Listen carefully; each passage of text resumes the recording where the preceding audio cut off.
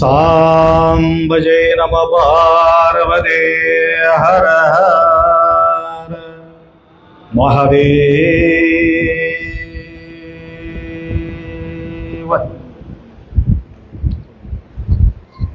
वागर्थविव संपृक्तो वागर्थ प्रतिपत्ते जगतपितरौ वंदे पार्वती परमेश्वर। त्रिकाल वंदनीय प्रातस्मरणीय पूज्य गुरुवर्यांचं स्मरण करू आजच्या हा पूज्य गुरुमाऊलीच्या स्मरणार्थ प्रतिवर्ष अखंड शिवनाम सप्ताहाच्या माध्यमातून अनेक गुरुमाऊली प्रतिवर्ष या ठिकाणी उपस्थित होत असतात आणि त्यांच्या अमूल्य वाणी आपल्यापर्यंत पोहोचवितात। त्याचप्रमाणे आज विशेष रूपाने या मठाच्या उत्थानासाठी विकासासाठी निरंतर तळमळ एक प्रयास करत असलेले परमपूज्य शतस्थल ब्रह्मी प्रातस्मरणीय डॉक्टर विरूपाक्ष शिवाचार्य गुरुमाऊली यांच्या चरणी अनंत वंदन करून व तसेच उपस्थित सर्व गुरुमाऊलीच्या चरणी वंदन करून, कारण वेळाच्या अभावे सर्व महाराजांच्या तुम्हाला दर्शन या ठिकाणी झालेले आहेत। आतापर्यंत पूज्य गुरुमाऊली हावगी मठ संस्थान उदगीरचे अप्पा फार सुंदर या ठिकाणी बोललेले आहेत। जास्त मी काही बोलू शकत नाही, कारण गुरुमाऊलींच्या एक तळमळ आंतरिक प्रेम धरून अंतरी दृढ प्रेम म्हटल्याप्रमाणे मी गुलबर्गा जवळ होतो। एक वेळ बोलला तर ठीक आहे आपण बघतो असं मी म्हणत होतो, परंतु अनेक वेळ माऊली मला फोन केले। एक वेळ सोयऱ्याला बोलले की येतात का, अनेक वेळ तगादा लावल्यानंतर काहीतरी आपल्या प्रती यांच्या भयानक निष्ठा आहे। तसं तरी एक वेळ बोललं तरी बी येणारच आहे, परंतु तेवढं लांबून येणं म्हणजे आम्ही आत्मिक एकदम जवळच शरीरापासून आपण लांब असेल परंतु आत्मिक पासून आपण एकदम जवळ। त्याप्रमाणे या गुरुमाऊलींच्या जे विचारधारा पूर्णत्वासाठी निरंतर साधना करून प्रतिवर्षी यात्रा महोत्सव या ठिकाणी त्यांनी साजरी करत असतात। आणि सायंकाळच्या कार्यक्रमाला मला त्यांनी सांगितले होते तरी अजून परत मला त्या ठिकाणी जायचं आहे म्हणून, अप्पाजी मी आता येऊ शकतो का, मी उदगीरपर्यंत आलो, ठीक आहे या म्हणून म्हटल्यामुळं तुमच्यापर्यंत येऊ शकलो। असो, या ठिकाणी अनेक व्यक्ती त्यांच्या मनोकामना पूर्ण करून घेण्याकरता अनेक गोष्टी अर्पण करतात। कोणी बेल अर्पण करतात, फूल अर्पण करतात, कोणी नारळ अर्पण करतात, कोणी पाणी अर्पण करतात।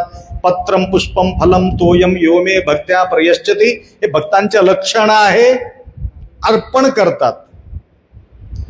काही तुम्ही कथा ऐकला असेल, कोणी डोळा अर्पण केले, विष्णू शंभू महादेवाला डोळा अर्पण केले, शिवाजी महाराज करंगळी अर्पण केले।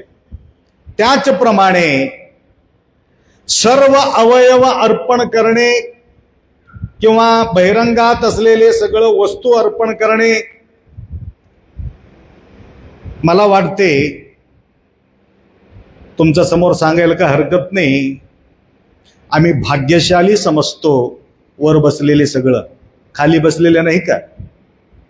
तुम्ही फार स्वार्थी लोक आहात म्हणून तुम्हाला बोलतो।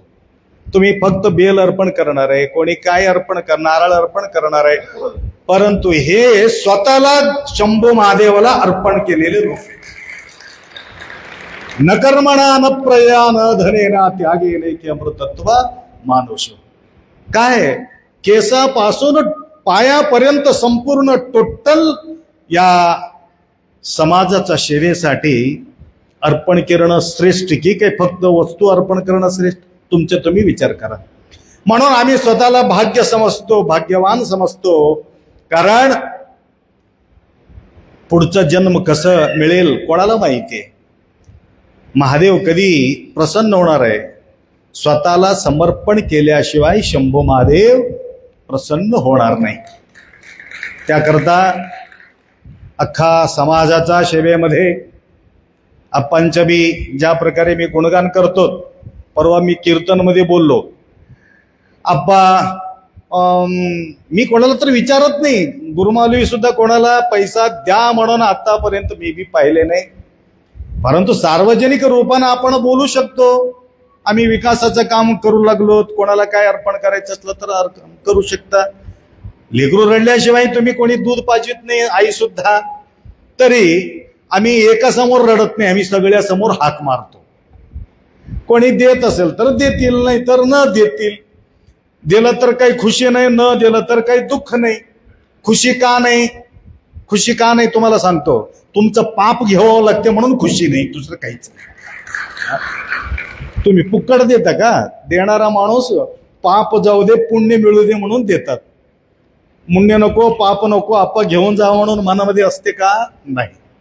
त्याकरता आता मी पदयात्रेला जाता वेळेस एक माणूस माईक घेऊन बोलला, आप्पाजी ऐकलं नाही का? बोलला, माईक घेतला, 2 गोष्टी मला बोलायच्या आहे. बोल म्हणलं. हे गुरु महाराज वर्षातून एक वेळ येतात आणि सगळ्या लोकांना घेऊन येतात, आम्ही एवढा सेवा करतो आणि परतून गेल्यानंतर एक फोन सुद्धा करत नाही, फार छान केलात, फार छान झाला आणि एवढा तुम्ही सेवा केलात असं म्हणून गुणगान केलं तर काय होत होतं असं म्हणून कुठं सगळ्या समोर माई घेऊन बोलू लागला. आता हे ना बोलू दे म्हणलं. नंतर माझ्याकडे आलं, मी घेतलं, मी म्हटलं धन्यवाद आम्ही म्हणावा की काय तुम्ही म्हणावं? आप्पा तुम्ही आला तर आमच्याकडून सेवा घडली म्हणून तुम्हाला बोलायचं असते. तुम्ही खाऊ घातलात म्हणून मला काय खुशी आहे? आता पुढच्या वर्षी तुझं गाव कॅन्सल. सगळे लोक येऊन घळ घळ रडू लागले. आप्पा तसं करू नका हो, ते मूर्ख आहे, ते काही बोलतात. मूर्ख नाही, पुण्य देणारा श्रेष्ठ की पाप धुणारा श्रेष्ठ, विचार करायचं गोष्ट आहे म्हणून म्हटलं. त्याप्रमाणे या ठिकाणी मठासाठी जे जे काही तुम्ही अर्पण करता हे हाताला लागणारा चीज आहे, परंतु अख्खा समाजासाठी आम्ही शरीर वाहून टाकल्यानंतर अनेक लोक अनेक गोष्टी बोलतात. बसायला या ठिकाणी जागा न होते. बघा 2-2 मजले, 2-2 मजले. मी कीर्तनमध्ये बोललो, भक्ती स्थळामध्ये महाराज काय केले, महाराज काय केले, महाराज काय बायकोला घातले, काय लेकराला घातले. किती आहे लेकरं आम्हाला? एवढं आहे लेकरं. एक आहे का लेकर? भरपूर लेकर आहे. त्याकरता सुंदरशः एक मठ या ठिकाणी आम्हाला पाहायला मिळते. आणि आता आत गेलो, मग मला वाटलं वरी काहीच नसेल, तर आता वर यायचं योग आला मला त्या ठिकाणी. वर यायचं म्हणजे इथं नाही, तिथं आप्पांच्या वासस्थानाच्या वरी. एवढं सुंदर. आता कोणी नसेल तर हे मठ एवढं स्वच्छ राहत होतं का? एवढा विकास होत होती का? आणि कुठं हडप करणारा एक व्यक्ती एखादी बसला असेल तर मठ बी राहत नाही, तिथं काही राहत नाही. 8 महाराज येऊन गेले तमलोरला. 1 नाही 2 नाही 3 नाही 8 महाराज. आणि जाता जाता उगा गेला नाही 200 क्विंटल तांदूळ, आणि त्या काळामध्ये 3.5 लाख रुपये घेऊन पळून गेले. लक्षात आलं का? तरी नंतर महाराजावर विश्वास नव्हता आणि 7-8 लाख रुपये बाकी त्या मठावर. आणि आल्यानंतर माझं मी सांगून घेऊन स्वतः तन्न बण्णीस बेड इदिर हळीयलो बेडा इदे अंतरंग शुद्धी इदे बहिरंग शुद्धी. अण्णा बसवण्णा सांगतात, गुरुसाठी, लिंगासाठी, जंगमासाठी, समाजासाठी सेवा केल्यानंतर सांगून घेऊ नये. गुरुसाठी केलं तर अजिबात सांगू नये. आता जाता जाता सांगतो, मी मठाला गेलतो. कस काय गेलतो? आता ऐकलो प्रवचन, बरं वाटलं म्हणून 1 लाख रुपये देऊन टाकलो. 1,00,000 रुपये देऊन 2,00,000 लोकांना सांगून टाकते हे. जन्म गेले वाया म्हटल्यासारखं.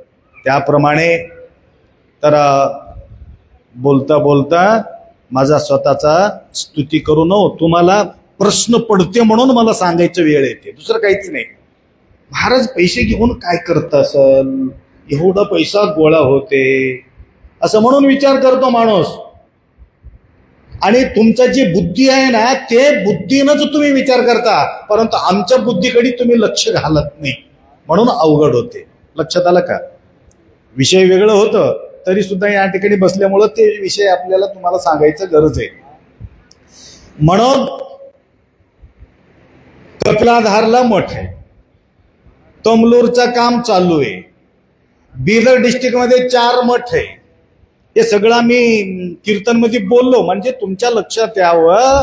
आणि हे कुठेही पैसे वाया जात नाही, हे समाजाच्या सेवेसाठी एक चालू आहे. आप्पा जे मौन होते, राजेंद्र शिवाचार्य गुरुमौली मौन होते. फक्त मी 7-8 वेळ महाराजाजवळ इथं आलो, न मठाकडे लक्ष होतं, न स्वतःकडे लक्ष होतं, न शिष्याकडे लक्ष होतं. स्वतःकडे बी लक्ष नव्हतं त्यांचे. आणि सवळा सवळा सवळा सवळा सवळा म्हणून त्या सवळ्यामध्ये राहायचं. एवढं असं असं होऊन गेल ते महाराज. मी आले तेव्हा काय म्हणायचं, बोलत बी नव्हते. असं एवढंच त्यांचं काम. महाराज बरोबर आहे की नाही?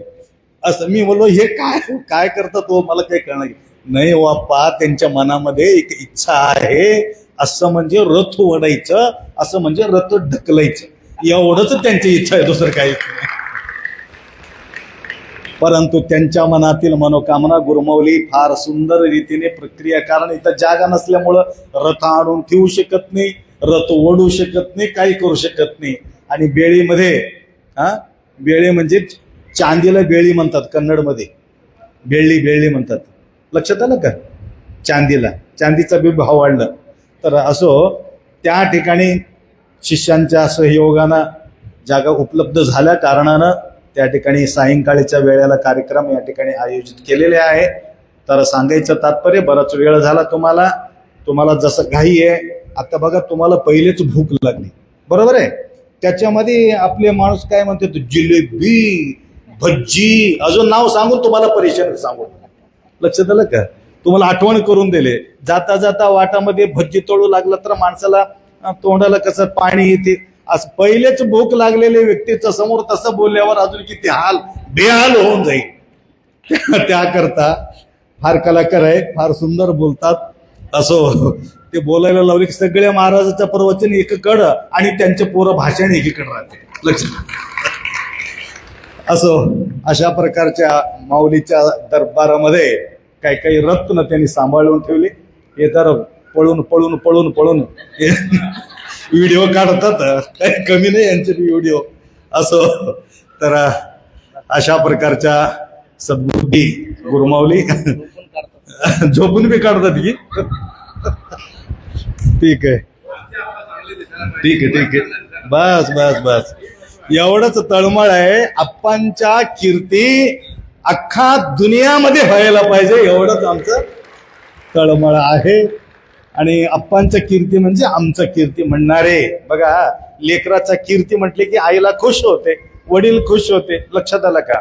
त्याप्रमाणे गुरुमाऊलीच्या पताका अख्खा दुनियाभर निरंतर झेंडा फडकावं, वीरशैव धर्माचा उजागर व्हावा, एवढा अपेक्षा व्यक्त करतो. 2 शब्द या ठिकाणी विराम करू. सांब जय नमः पार्वती हर हर.